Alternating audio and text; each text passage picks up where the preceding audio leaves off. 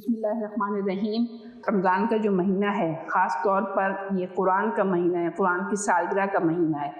اور یہ مہینہ اس لیے آتا ہے کہ ہم اپنے دلوں کی صفائی کریں، اپنے روح کو ترقی دیں۔ یوں تو اس مہینے کے اندر تمام ہی نیکیاں اہم ہیں، لیکن قرآن کی جو تلاوت ہے وہ ہمارے جو دلوں کے اندر زنگ لگا ہوا ہوتا ہے اس کو دور کرنے میں سب سے مؤثر ترین چیز ہے۔ ایک حدیث میں بھی آتا ہے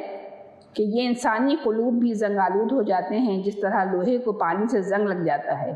پوچھا گیا، اے اللہ کے رسول، پھر دلوں کے زنگ کو دور کرنے والی اور جلا بخشنے والی چیز کیا ہے؟ فرمایا، کثرت سے موت کی یاد کرنا اور قرآن پاک کی تلاوت کرنا۔ اچھا، اب خیر مجھے لگتا ہے کثرت سے موت کی یاد تو شاید ہم لوگ بہت کم ہی کرتے ہیں، لیکن یہ کہ قرآن، جو لوگ ایسے ہوں گے جو کہ قرآن بھی روزانہ اپنے ہاتھوں میں اٹھا کے نہیں کھولتے ہیں تو ظاہر ہے پھر ان کے دلوں کو تو زنگ لگا ہوا ہے نا، تو اس زنگ کو اب آپ دور کریں۔ جو رمضان کا مہینہ آ رہا ہے بلکہ شعبان کے مہینے سے اس کی کوششیں شروع کر دیں نا، اور خاص طور سے سلف صالحین جو ہوا کرتے تھے وہ لوگ تو اس ماہ مبارک میں سب کچھ چھوڑ کر قرآن ہی کے ہو رہتے تھے۔ یعنی اگر کوئی بہت زیادہ ایکسٹرا بعض اوقات ہوتا ہے نا، ہمیں دنیا کی مصروفیات بنا رکھی ہوتی ہیں تو وہ اس کو کم کر کے قرآن کی طرف آ جاتے تھے۔ اور قرآن پاک سے تعلق اس لیے آپ اپنا مضبوط کریں کیونکہ قبر میں اور قیامت کے دن صرف یہ قرآن کی جو آپ نے تلاوت کی، جو آپ نے پڑھا سمجھایا، یہی آپ کا سفارشی بن کر کھڑا ہوگا۔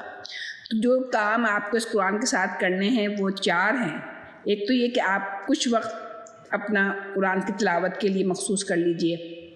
پھر کچھ وقت میں آپ اس کا کچھ حصہ حفظ کرنے کی بھی کوشش کریں، خاص طور سے جیسے 30واں پارہ ہے، پھر اس کے معنی اور مفہوم کے لیے کچھ آپ صورتیں سلیکٹ کر لیں، جیسے آخر کی 2 سپارے ہیں وہ آپ رواں بھی ترجمہ پڑھیں گے تو آپ کو سمجھ میں سب بات آ رہی ہوگی اس میں نا۔ اور کچھ وقت اس قرآن کا علم دوسروں تک پہنچانے میں لگائیے،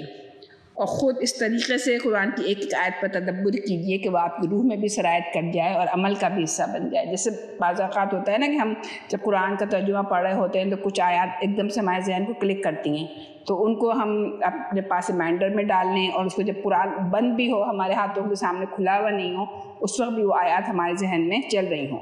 کیونکہ اصل میں نزول قرآن کا جو مقصد تھا نا وہ یہی تھا کہ جب قرآن بند بھی ہوتے تھے تو بھی لوگوں کو یاد رہتا تھا کہ ان کے اللہ نے ان سے کیا کیا ہے۔ تبھی پھر یہ ہوگا کہ یہ قرآن ہمارے سینوں کے امراض کے لیے شفا بھی بن جائے گا، اور آخرت کے درجات کے تعین کے لیے ہماری ایک میزان بھی بن جائے گا۔ صدق اللہ العظیم۔